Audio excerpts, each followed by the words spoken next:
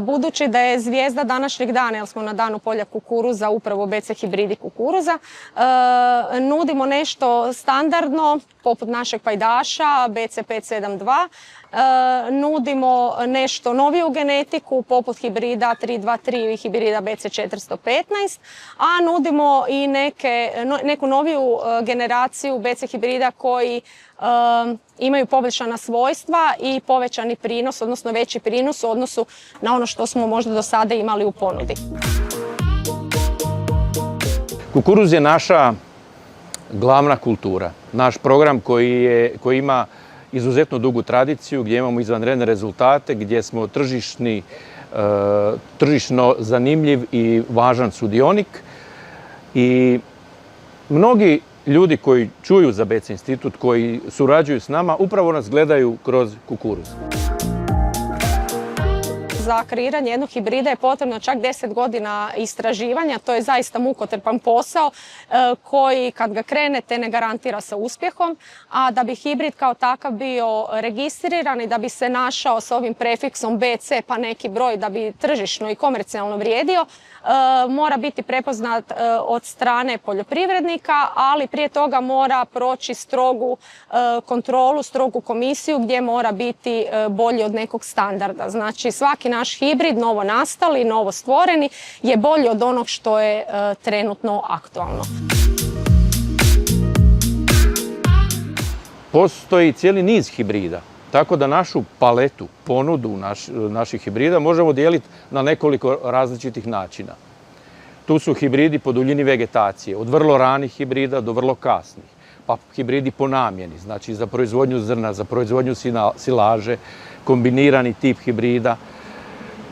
Pa onda kad hoćemo nekakvu užu specijalnost, onda uvijek možete među BC hibridima naći hibride sa izuzetnom kvalitetom zrna, po čemu smo poznati, tako da tko god se odluči za sjetvu kukuruza u ponudi BC instituta uvijek može naći proizvod, odnosno hibrid, koji će odgovoriti njegovim zahtjevima i njegovim potrebama.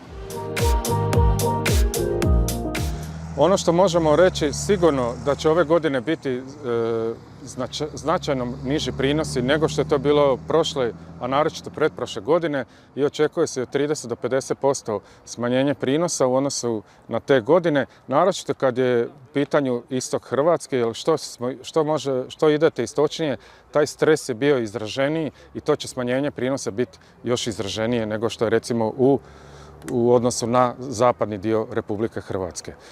Ova godina je bila jako loša. Što se tiče strnih žitarica, jako su nam podbacili zbog nedostatka oborina.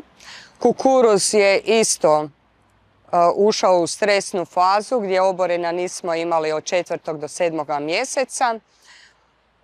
Za koji dan ćemo skidati silažu, ne očekujemo baš velike prinose, tako da ćemo morati duplo veće površine skidati za isti kapacitet koji smo radili prošlih godina.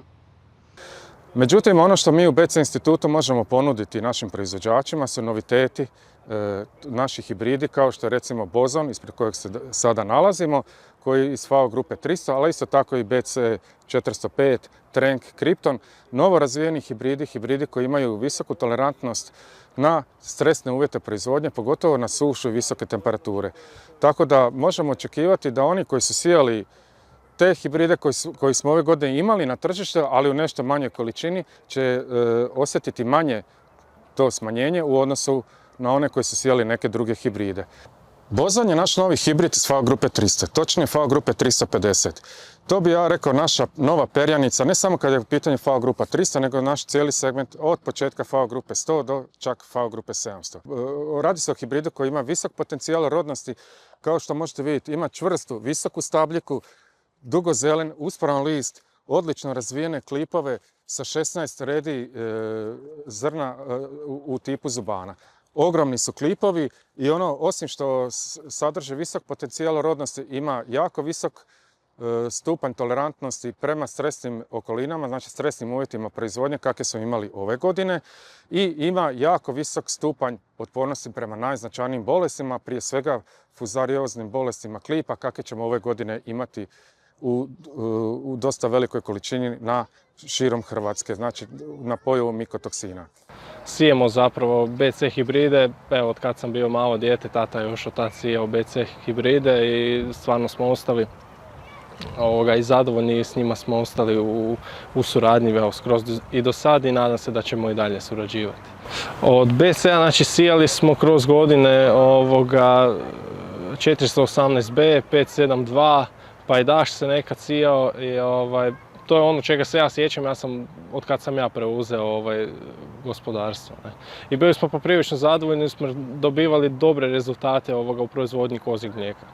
Savjetujem proizvođačima, opredijelite se za domaće hibride, za BC hibride koji vam nudi širok raspon od FAO grupe 100 pa čak do 700, od tvrdunaca do zubana, od hibrida za ekstenzivnu do hibrida za intenzivnu proizvodnju. Znači za svakog imamo po nešto.